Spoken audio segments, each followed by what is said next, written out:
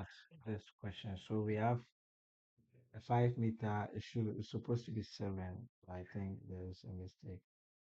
So a 7 meter high retaining wall shown here is restrained from moving. So the keyword restrained there is indication of excuse me, indication of the at rest condition.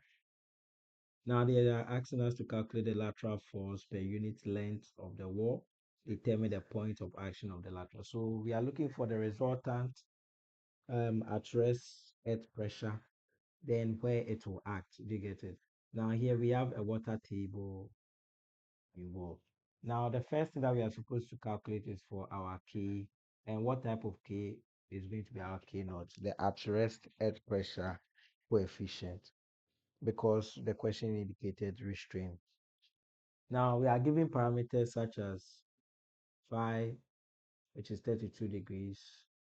We are given the OCR. So we are going to use the general equation to find OCR to be 2. Use the general equation to find our K naught.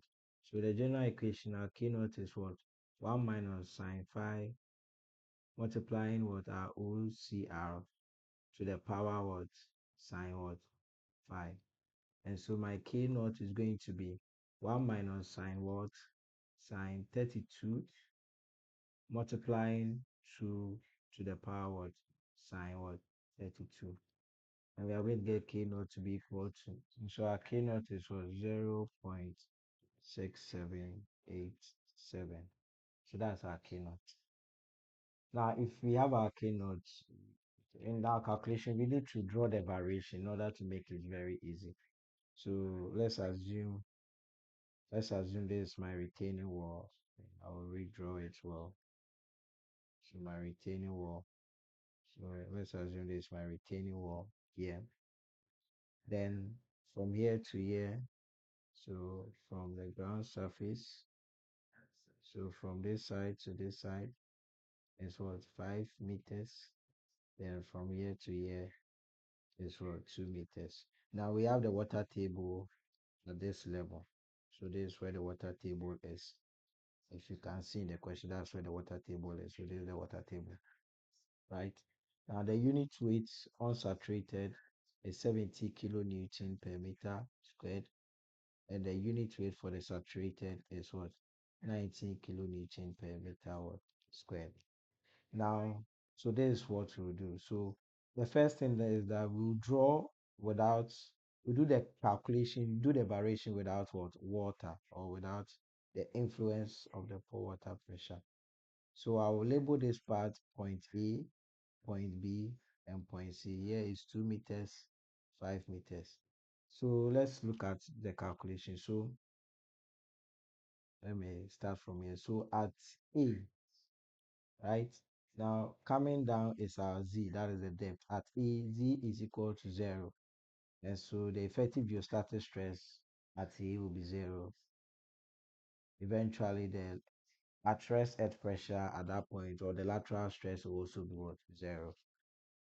Then at B, this point, Z is what? 5. So the effective stress there is going to be gamma what? Z. And so the effective stress is going to be what? 17 by what? By 5. And that is going to give us 85 kilonewton per meter squared. Now we use 17 because the soil here is the unsaturated soil. So we are using the 17. The earth pressure at that point at B, still working at B. The earth pressure at B, or the lateral stress at B, is going to be K naught this. So K naught and the geostatic stress at that point. Now K naught is 0.6787, and the geostatic stress at that point is what? 85. So what is it going to be? So we are going to get 57.69 kilonewton per meter squared. So I've rounded, right? Then let's look at point C. At point C is the base, right? Now at point C, our Z is what? 7. But 7 is made up of what? 5 plus what? 2. Do you get it? So at point C, the geostatic stress that's going to act there is the geostatic stress here plus the that of the geostatic stress that will add up to what is here to give us this. So that is going to be gamma 5. Sorry, let me erase it.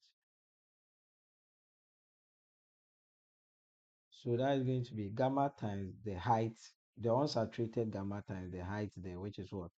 5 plus the effective unit weight, because we are taking water out. That is the effective unit weight of the soil times the height over there is what? 2. So gamma unsat is 17 by 5. The effective unit weight, so we need to find the effective unit weight. So the effective unit weight is gamma sat minus gamma of water. Now gamma sat is 19 minus that of water. So we are going to get what? 9 kilonewton per meter what cube. And so we can put it here. And so we are going to get that of what? 85 plus what? 18. So 85 plus, that's going to be 103 kilonewton per meter what squared. And so we want to look at the at rest earth pressure at that point. That is going to be K naught. So the lateral stress at C is going to be K naught, the geostatic stress at C. What is K naught? 0.6787. The geostatic stress at C is what? 103. And so we are going to get, that is going to give us 69.91 kilonewton per meter squared. Kilonewton. So now let's plot it. Let's plot it and see. Let's plot it and see. So at A it was 0. At B it came to what? At B it came to 57.69. Then at C it also came to 69.91. So let's see, this will be this and that will be that. So here it's going to be uniform, but from here to here it's not the same as from here to here. So it's going to variation. Now I can extend this line.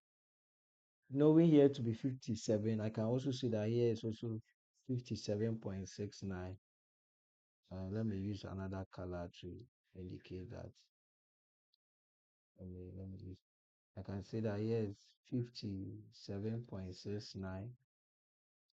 Now, if that is 57.69, from here to a 69.91, I can just subtract this from this to get what is it. Subtract this from this to get what is here. So 69.91 minus 57.69. And that will give us what? 12.22. So this is 12.22. So from here to here is this, and then from here to here is also what this. But when you put them together, you get this. Now let's look for that of water. You get it? Let's look for that of water and see. So in the calculation that we did, we excluded the water. Now we are going to bring it. Remember the theory. I said first we calculate without the water, then we find out of the water, then you get it. Right. So the water table was at B. We started from B, then to C. Now the distance there is 2 meters, right? Now the pore water pressure at B, the lateral one, is 0 because that's the where it's starting from. Then at the base is going to be gamma W what H, right? Now that is the vertical. That is the vertical. Now we said that in pore water pressure is equal in all directions. So the vertical and the horizontal will also be what? The same. Do you get it? And so the lateral pore water pressure is going to be what? N multiplying the distance over the 2. And that is what? 20. And so that one too, if I'm going to plot, it's going to be what? 20. So 20 here, 20. So I'll plot. So from 0 to 20. Now I have these shapes. I have shape 1, shape 2, shape 3, and shape 4. So if I want the lateral force per unit length of the disc, I just find each of them their areas. So let's see how we go about it.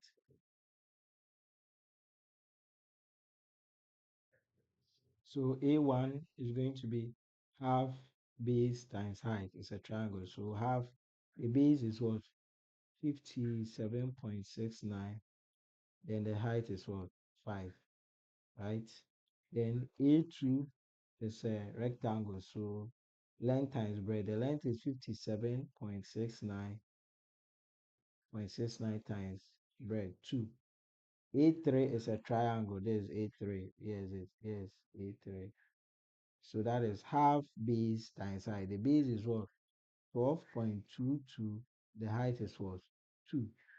Then A4 is also a triangle, half base times height. So the base is 20 and the height is what? 2. You get it? And so let's find the areas. Let's find the area. So when you do the computation, this is what you get. So the total area, you just add them. So the 144.23 plus what? Plus the 115.38 plus 12.22 plus 10. And that will give us the pressure, the force per unit weight. So let's see. So this is going to be our final answer. That is the total force. Now we need to find where it will act. Do you get it? Where it will act. So let's see. What we will have to do. Oh, okay. So to find where the force would act, right? You see, the shape is, we have several shapes, so we cannot go ahead and take the central. So what we do is that we take moment of the individual forces. So this P3 is for this shape, then P2 is for this shape. So then P1 is for this shape, then P4 is for this shape. Now, what are we doing? We want to, each shape, we are finding their total force there, right? Their total force there. Then when we find the total force, we find its moment arm. You get it? Each moment arm. Then we take moment as C. So each of the forces find their moment arm, take moment as C. Then we equate it to the total force that we had. And each moment arm is what we'll be looking for, right? So the first one, before that, all right, so I'm going to take each of them. The P. The P is just the area under their section, the area. So we calculated it in the other section. So I know that for P1, um, it will act. P1 will act at the centroid of this triangle. So from here to here, that is 1/3 of what? Of 5. You get it? Then P2, which is this rectangle here, it will act at its middle, right? So the middle is what? Um, Let me see, this is P2. So from here to here, the distance is going to be 1/2 times 2. That's half of the entire height. Then that of P3 is going to be from the base from here to here is going to be what? 1/3 of the total height over there. That is 2. Then this one too is going to be what? 1/3 of the total height there. That is 2. So we've gotten our moment arm. So we are taking moment as here. So P1 is going to be 1/3 of 5 times the distance from here to here. So taking moment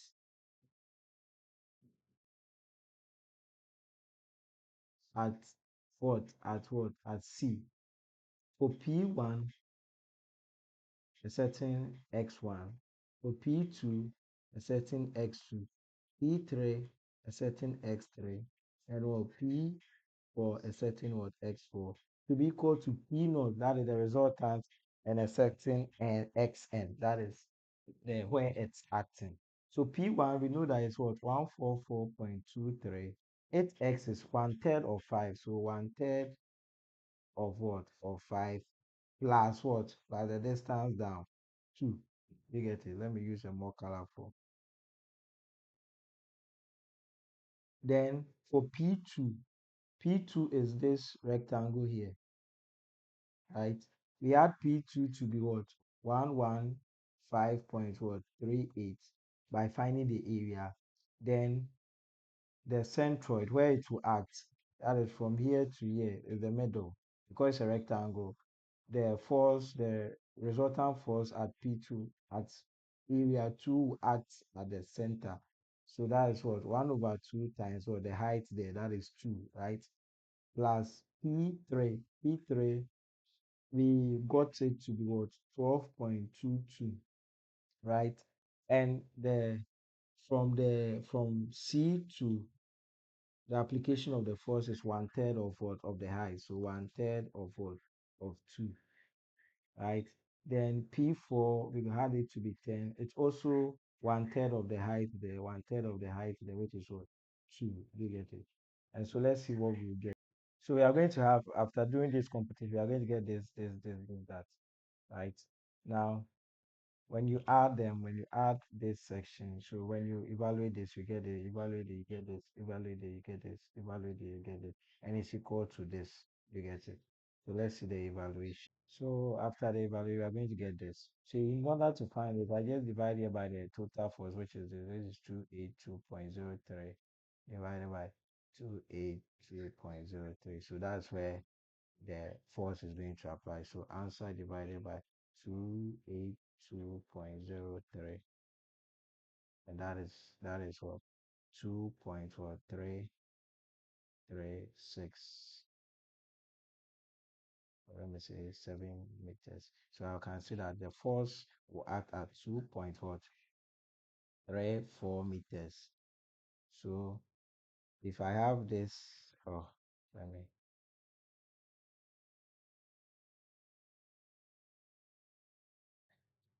So if I have this from, let's say this is the water level, this is 5, this is 2, right? So the force, the resultant force will act a certain height away from 2, that is from C.